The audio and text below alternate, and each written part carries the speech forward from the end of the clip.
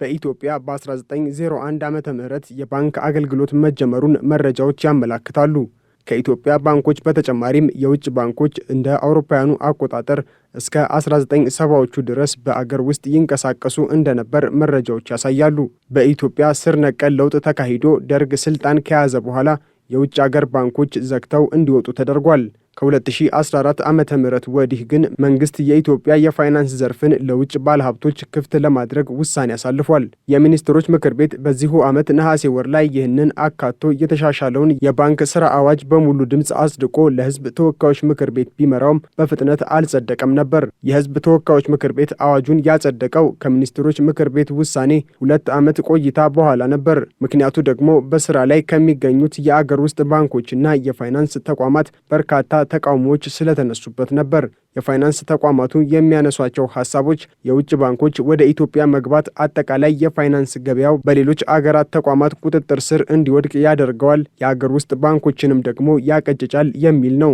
መንግስት ደግሞ በሌላ በኩል የአገር ውስጥ ባንኮች ከወዲሁ ሰብሰብ በማለት ጠንካራ አቅም ያለው ተወዳዳሪ ባንክ ሊፈጥሩ ይገባል የሚል ምክረ ሐሳብ ሲሰጥ ይስተዋላል። የፋይናንስ ባለሙያው አቶ ጌታቸው ባሻሁረድ ግን አሁንም ተጨማሪ የአገር ውስጥ ባንኮች ያስፈልጉናል ብለዋል። የውጭ ባንኮች መግባት በፋይናንስ ኢንዱስትሪው ላይ ከፍተኛ ለውጥ እንደሚያመጣ እርግጥ ቢሆንም የአገር ውስጥ ባንኮች ውህደት ጉዳይ ግን እየተባለ እንዳለው በፍጥነት መሆን የለበትም ተብሏል። የተወሰኑ ባንኮች መደባለቅ ወይም መርጅ ማድረግ ይኖርባቸዋል። አንዳንድ ሰዎች እስከ 6 እስከ 7 መድረስ አለብን ይላሉ። ግን ያ ሎንግ ተርም ኦብጀክቲቭ መሆን መቻል አለበት።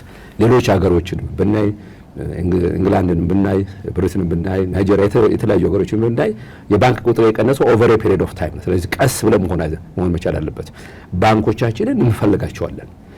ስለዚህ ለውጡ ወይም መርጀሩ ወይም ቅነሳው ድራስቲክ እና ኢሚዲየት መሆን የለበትም። ቀስ በማለት አለበት። ምክንያቱም እነኚህ ባንኮች ተደራጅተው ተጠናክረው በሰው ኃይል በቴክኖሎጂ ኢንቨስት አድርገው የተለያየውን ህዝቦቻችን ጋር በመድረስ አገልግሎት መስጠት ስላለባቸው ብዙ ባንኮች ያስፈልጉናል። ስለዚህ ድራስቲክ የሆነ ለውጥ መኖር የለበትም። የውጭ ባንኮች ወደ አገራችን ገበያ ሲገቡ ትኩረት አድርገው የሚሰሩት በዋና ዋና ከተሞች እንዲሁም ትላልቅ የንግድ ተቋማት ላይ እንደሚሆን የሚታወቅ ሲሆን አብዛኛው ከከተሞች ውጪ ያሉት ዜጎችና አነስተኛ አንቀሳቃሾች ላይ ትኩረት አድርገው የሚሰሩ ባንኮች ያስፈልጋሉ ተብሏል። እነሱ በሚመጡበት ጊዜ በመጀመሪያ ደረጃ እነሱ ኮንሰንትሬሽናቸው የሚሆነው ትልቅ ከተሞች ላይ ነው የሚሆነው።